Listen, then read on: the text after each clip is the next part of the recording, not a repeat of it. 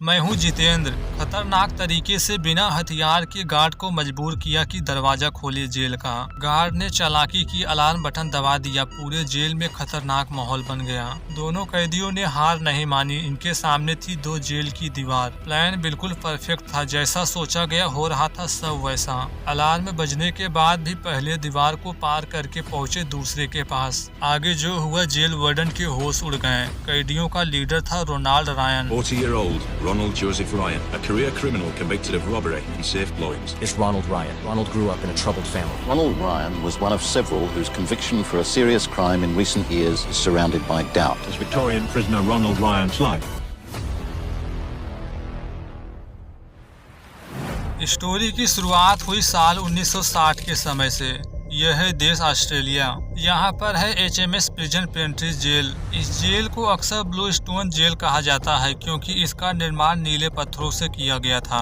यह जेल 1850 के दशक में बनी थी और 1960 तक यह विक्टोरिया के सबसे बड़ी और सबसे स्ट्रिक्ट मैक्सिमम सिक्योरिटी वाली जेल बन चुकी थी। यहाँ लगभग 1500 कैदी रखे जाते थे। प्रत्येक सेल केवल 3 बाई 2 मीटर की थी, इतनी छोटी कि एक इंसान मुश्किल से हाथ पांव फैला सके। 250 से अधिक वार्डन और गार्ड इस जेल की निगरानी करते थे। जेल कई डिवीजन में बटी हुई थी। बी डिवीजन सबसे खतरनाक मानी जाती थी, जहां इन्फॉर्मेस और खतरनाक क्रिमिनल्स को रखा जाता था। कैदियों को स्ट्रिक्ट रूटीन का पालन करना पड़ता था। सुबह तय समय पर उठना, काम करना, सीमित समय के लिए आंगन में टहलना और बाकी वक्त सेल के अंदर बंद रहना। ऊपर लगे कांटेदार तार और चारों ओर सर्विलेंस करते गार्ड इस जेल को मानो लोहे का किला बना देते थे। पेंट्रीज में रहना किसी इंसान की मानसिक और शारीरिक सहन शक्ति की अंतिम परीक्षा होती थी। कैदियों के पास परिवार से मिलने का समय बहुत लिमिटेड था। जेल की इन हार्श कंडीशन में कई कैदियों को डेस्परेट कर दिया। इसी जेल के बी डिवीजन में 1960 में एक कैदी था रोनाल्ड जोसेफ रॉयन। उम्र थी 40 वर्ष। एक पेशेवर अपराधी जिसे डकैती और तिजोरी तोड़ने के अपराध में 8 साल की सजा सुनाई गई थी। उसका बचपन बेहद कठिन था। गरीबी, हिंसा और अनस्टेबल फैमिली एनवायरनमेंट ने उसे बचपन से ही अपराध की ओर ढकेल दिया। 11 साल की उम्र में उसने पहली बार अपराध किया। किशोरावस्था तक वह चोरी और छोटे मोटे अपराधों में माहिर हो चुका था। धीरे धीरे उसने बड़े अपराधों की ओर कदम बढ़ाया, डकैती, आर्म रोबरी और तिजोरी तोड़ना। लेकिन रायन के जीवन का सबसे बड़ा दर्द केवल जेल की सजा नहीं थी, बल्कि उसका बिखरता परिवार था। उसकी पत्नी डोरेथी अब उसके साथ नहीं रहना चाहती थी। वह नहीं चाहती थी कि उसकी बेटियां अपराधी माहौल में बड़ी हों।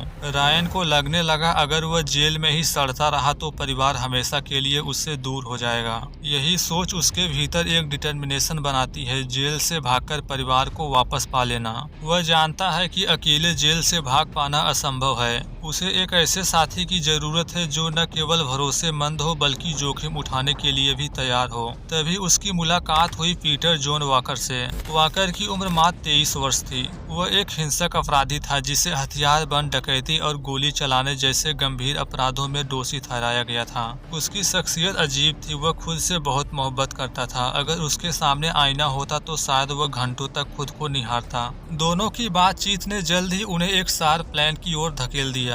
एक दिन दोनों यार्ड में बैठे थे।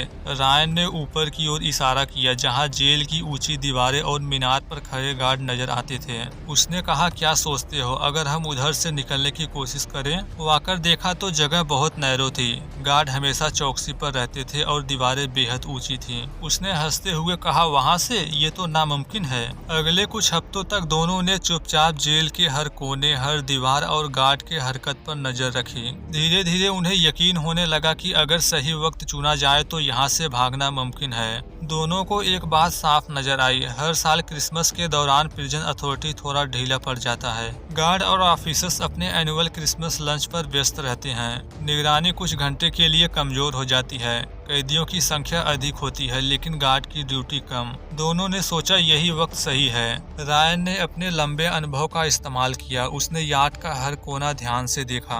पहली दीवार इतनी ऊंची नहीं थी, उस पर चढ़ना संभव था। उसके ऊपर कांटेदार तार था, लेकिन अगर हाथों पर मोटे मोजे पहन लिए जाएं तो उसे पार किया जा सकता था। अगली चुनौती थी दूसरी नीली पत्थर की दीवार जो 5 मीटर से भी ऊंची थी। उस पर गार्ड की नजर रहती थी लगातार। यहाँ सोचा गया अगर उनके पास कोई रस्सी और हुक हो तो दीवार पर चढ़ सकते हैं। इस तरह चुपचाप चादरें इकट्ठा करना शुरू कर दिए।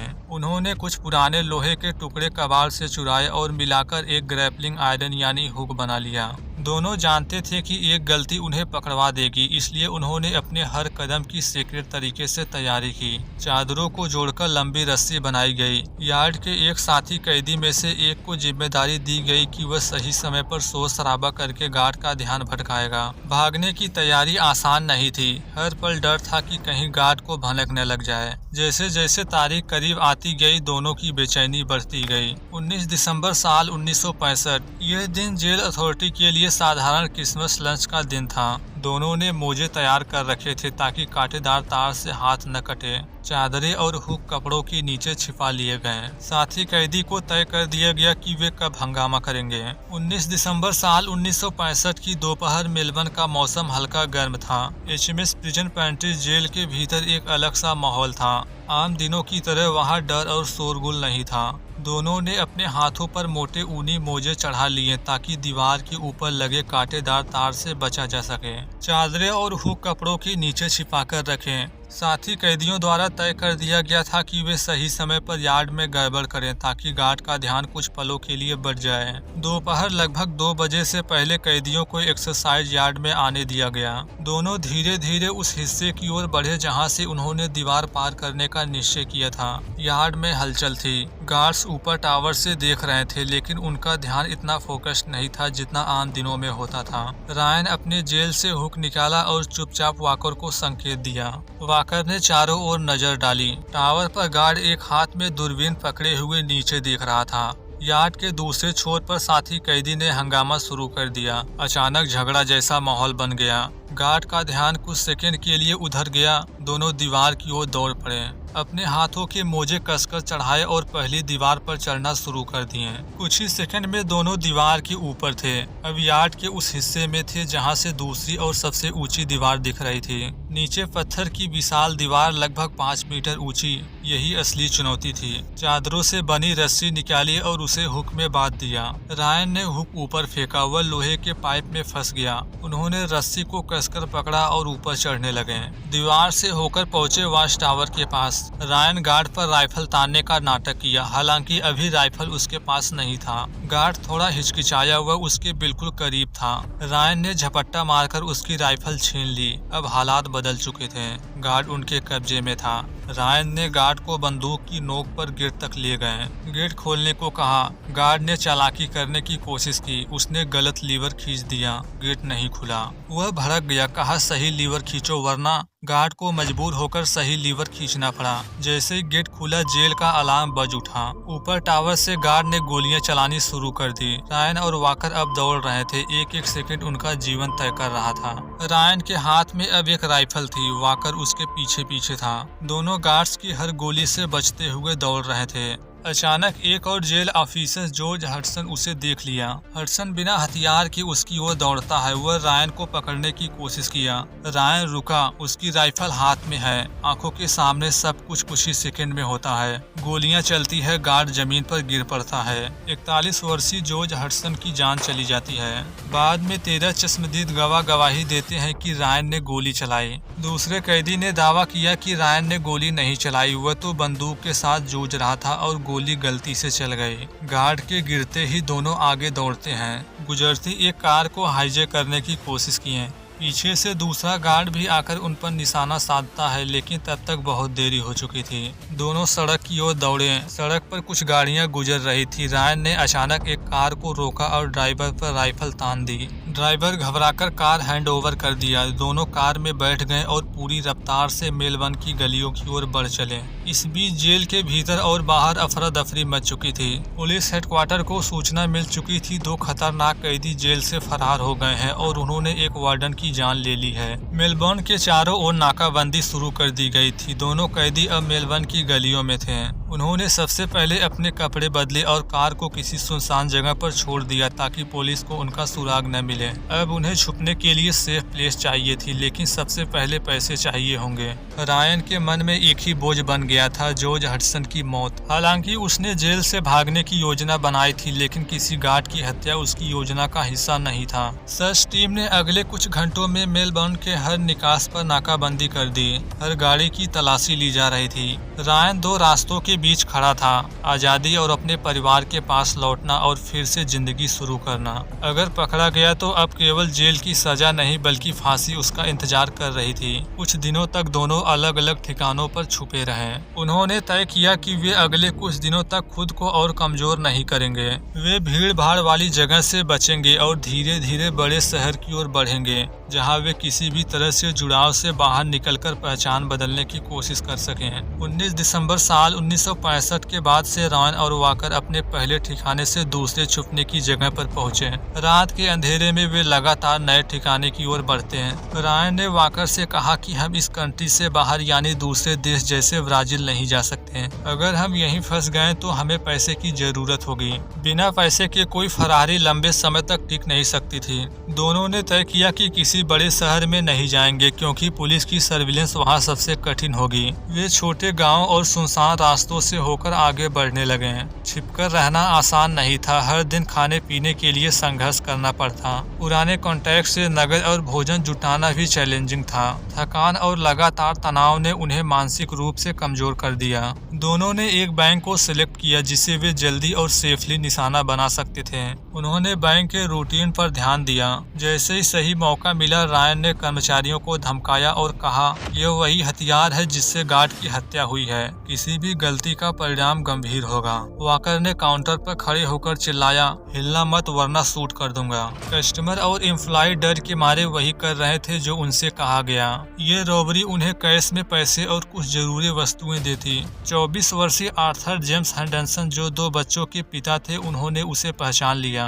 हेंडरसन ने धमकी दी कि वह पुलिस को सूचना देगा। ये सुनते ही कैदियों ने उसे गोली मार दी और दोनों तुरंत वहां से फरार हो गए। नए साल तक ऑफिशियल्स को सूचना मिली कि वे न्यू साउथ वेल्स की ओर बढ़ रहे हैं। दोनों ने तय किया कि सबसे कम उम्मीद वाला रास्ता अपनाया जाए। उन्होंने ह्यूमर हाईवे से होकर जाने का निर्णय लिया। ये रास्ता रोड ब्लॉक और पुलिस की घेराबंदी के बीच से होकर गुजरता था। वे जानते थे कि रिस्क बहुत अधिक है, लेकिन यही बचने का सबसे सुरक्षित रास्ता था। हर रात नई जगह पर छुपते, पुराने कॉन्टैक्ट के थ्रू फेक आइडेंटिटी और पैसे जुटाते हैं। दिन के समय जंगल, सुनसान इलाके और खेतों में छुपकर रहते हैं। हर कदम पर सर्च टीम की नज़र को ध्यान में रखते हैं। पहली डकैती ने उन्हें अस्थायी राहत दी, लेकिन जोखिम और बढ़ गया। ह्यूमा हाईवे से गुजरना उनके लिए एक नई चैलेंजेस थी। नए साल के दिन दोनों न्यू साउथ वेल्स की ओर बढ़ रहे थे। दोनों का मानना था कि सीधे बड़े रास्ते से जाने की बजाय छोटे और कम देखे गए रास्तों को अपनाना सुरक्षित होगा।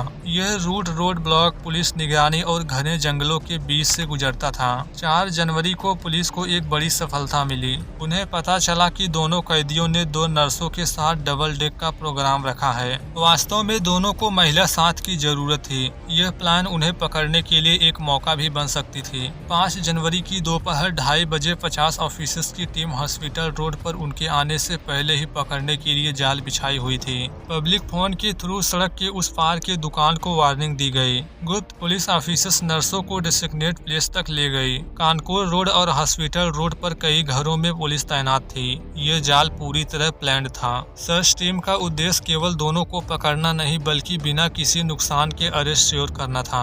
रायन और वाकर का नर्सों से मिलने का कार्यक्रम रात 9 बजे था, लेकिन 20 मिनट बीतने के बाद भी कोई संकेत नहीं मिला। वे दोनों नहीं आए। पुलिस ने नर्सों को सुरक्षित स्थान से हटा दिया। पूरे इलाके में निगरानी मजबूत कर दी गई। 9:30 बजे एक सर्विलेंस टीम ने उन्हें अस्पताल की ओर आते हुए देखा। एक कार हॉस्पिटल रोड में तेज रफ्तार से घुसी। छिपे हुए पुलिसमैन अपनी अपनी जगह पर चले गए। रायन कार से उतरा लेकिन महिला को नहीं देख पाया। उसने कॉल करके निर्णय लिया और टॉम्स नामक दुकान में जाकर फोन किया। जैसे वह बाहर आया, फुटपाथ पर खड़े ऑफिसर्स ने उसे तुरंत पकड़ लिया। दूसरा कैदी पीटर वाकर अभी भी कार में था। बिना पहचान वाले पुलिस व्हीकल ने उसे पीछे और आगे से घेर लिया। उसे तुरंत अरेस्ट कर लिया गया। दोनों की फरारी अब खत्म होने के कगार पर थी। गिरफ्तारी ने यह क्लियर किया कि दोनों का प्लान कितना रिस्की और अस्थिर था। दोनों ने महिला साथी के बहाने का इस्तेमाल किया, लेकिन पुलिस की तैयारी ने उन्हें पकड़ लिया। 30 मार्च साल 1965 को रायन को गार्ड की हत्या का दोषी पाया गया। पूरे देश में ये माहौल चर्चा का विषय बन गया। लोग दो हिस्सों में बंट गए। कुछ का कहना था कि रायन को फांसी मिलनी चाहिए, जबकि कई लोगों ने प्रोटेस्ट किया और मृत्युदंड को गलत ठहराया। रायन की हरकतों पर ध्यान दे तो उसकी फरारी और अपराध का समय केवल 13 महीने था। उनके फैसले के बाद ऑस्ट्रेलिया में विरोध प्रदर्शन हुए। लोगों ने गवर्नमेंट और न्यायपालिका पर सवाल उठाए। कई लोग यह मानते थे कि मृत्युदंड केवल हिंसा को बढ़ावा देता है, जबकि जेल वार्डन और लॉ एंड ऑर्डर के पार्टिसन यह कहते थे कि हत्यारे अपराधियों को कोई समय नहीं देना चाहिए। यह देश में मृत्युदंड पर व्यापक बहस का कारण बन गया। दूसरे कैदी को गैर इरादतन हत्या का दोषी ठहराया गया। उसे एक जेल गार्ड और बैंक स्टाफ की मौत का दोषी पाया गया और 24 साल की सजा सुनाई गई। 19 साल बाद वह रिहा हो गया और 21 दिसंबर साल 1984 को ग्रामीण विक्टोरिया में रहने लगा। 3 फरवरी 1967 की सुबह 8 बजे रोनाल्ड रायन को फांसी दी गई थी। रोनाल्ड ऑस्ट्रेलिया में फांसी पर चढ़ाए जाने वाले आखिरी व्यक्ति थे। उसकी बॉडी पेंट्री जेल में दफन की गई। उसकी मृत्यु ने ऑस्ट्रेलिया में मृत्युदंड के अंत की नींव रखी। मरने से कुछ दिन पहले उसने अपने अंतिम शब्द लिखे, यह मेरा अक्सर दोहराया जाने वाला विचार है कि हम में से हर किसी को इस धरती पर 2 जिंदगियां मिलनी चाहिए। तब हम अपनी गलतियों से सीख सकते हैं और 10 कमांडमेंट के करीब रह सकते हैं।